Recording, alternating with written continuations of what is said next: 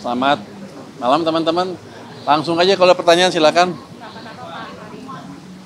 Tadi yang barusan rapat ada dua hal. Satu, rencana bagaimana menarik uang-uang dolar yang orang Indonesia suka taruh di luar balik ke sini. Tapi masih belum matang, masih kita matangkan lagi. Tapi kalau saya lihat rencananya cukup bagus sekali. Jadi kemungkinan bisa dijalankan dalam waktu mungkin 1 bulan ke depan. Itu utamanya. Yang kedua tadi ada Menteri Sosial menjabarkan programnya tahun 2026 yang biasa kurang anggarannya. Dia minta nanti kalau bisa ditambah anggarannya. Akan kita pelajari bersama antara keuangan dan sosial, nanti baru kita hitung seperti apa kalau perlu ditambah dan bagaimana cara nambahnya dan kapan akan ditambah. Soal dolar tadi, apa Pak itu? DHL lagi atau Oh enggak. Ini betul-betul market base. Kalau saya kan orang market. Jadi ya pasti market base, bukan memaksa orang itu, tapi akan memberikan. Ini masih belum matang ya, boleh ngomong ya? Saya nggak tahu. dikit aja mungkin pedispil Pak.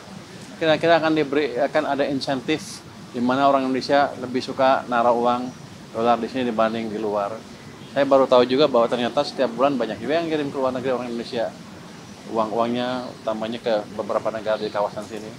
Jadi kita akan menjaga itu dengan memberikan insentif yang menarik sehingga mereka nggak usah capek-capek kirim dolarnya keluar. Itu utamanya. Pak, tadi sebelumnya BI pas LDG lalu bilang katanya sebenarnya supply dolar itu membaik Pak. Nah itu gimana Pak? Ternyata instruksi Presiden untuk menarik lagi dolar bisa lebih baik Pak?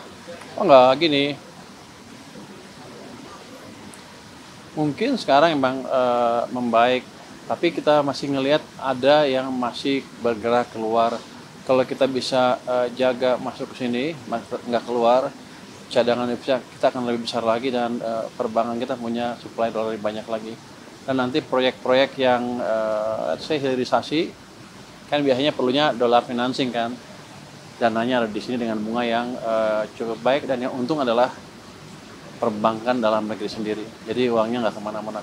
Itu kira-kira rencananya. Saya nggak tahu bisa ngomong apa ya, kira-kira begitulah. Pak, masih soal RBG Pak, ini kan BI sama Fed Fund Rate kan turun, kompak gitu supaya makin akomodatif. Nah itu tuh dari Bapak sendiri melihatnya dampaknya ke yield kita bakal masih menarik ya sih Pak, kan di tahun depan saja porsi penerbitan SBM kan cukup besar Pak yang dominasi untuk pembiayaan.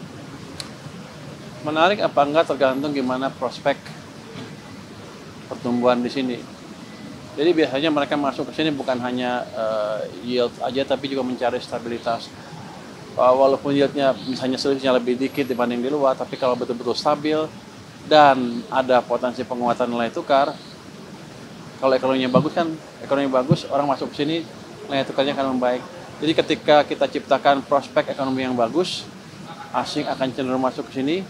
Kalau yield dalam rupiah term, dalam nominal term angkanya itu turun dibanding sebelumnya, tapi ada potensial gain yang lain dari tadi harga obligasinya sendiri meningkat ditambah apresiasi nilai tukar. Itu amat menarik.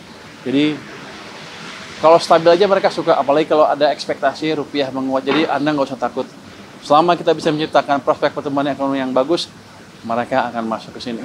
Download Tribun X sekarang, menghadirkan lokal menjadi Indonesia.